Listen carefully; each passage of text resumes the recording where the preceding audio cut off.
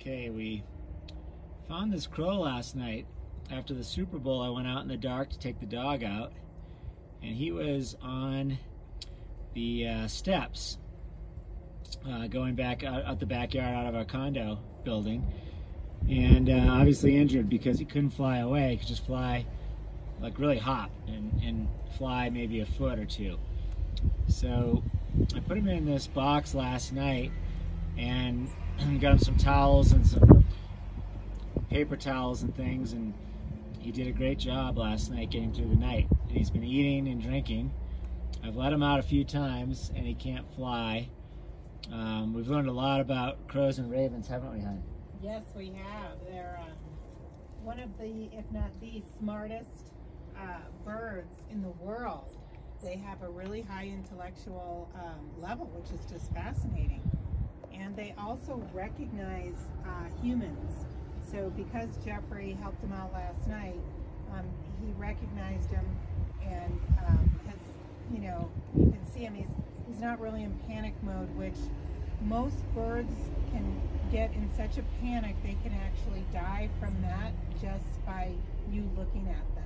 Yeah. So you have to be really careful when you find an injured bird of any kind.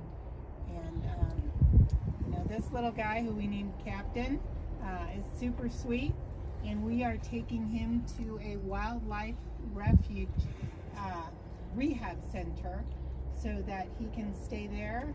They just took in a baby cub today, we were told, that's about a year old and only weighs 19 pounds, so it's been starving. But there's all sorts of animals at this wildlife rehab, including other feathered friends. And because these animals are so smart, they really do form a family. So he'll have some other crow family members to huddle up with and cuddle up with. You can see it's snowing out here. You can see it falling in the box. So I was really worried about him last night, so I'm glad that he did just fine. Anyway, so we're going to take him to this wildlife center.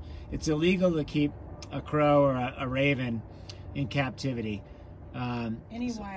Yeah, so we were keeping him here. We didn't want a fox to get him last night or somebody's dog off leash, because he would have been toast if that were the case. But some may say that's just the food chain and that's the way it happens. I mean, we're up here in the mountains and we see foxes all the time, and I saw a fox once leap into a bush and take a bird. I mean, that's what happens. So at the end of the day, I know that's nature, but Karen and I are animal lovers, and we have to help this guy out. We're going to get him to safety and get him rehabilitated and back out in the wild. So I wanted to share this with you. We'll pick this back up and do a video when we get out to the spots about an hour and a half away we're driving to. Wishing you great health, abundant happiness, and outrageous love from Copper Mountain. Caw, caw.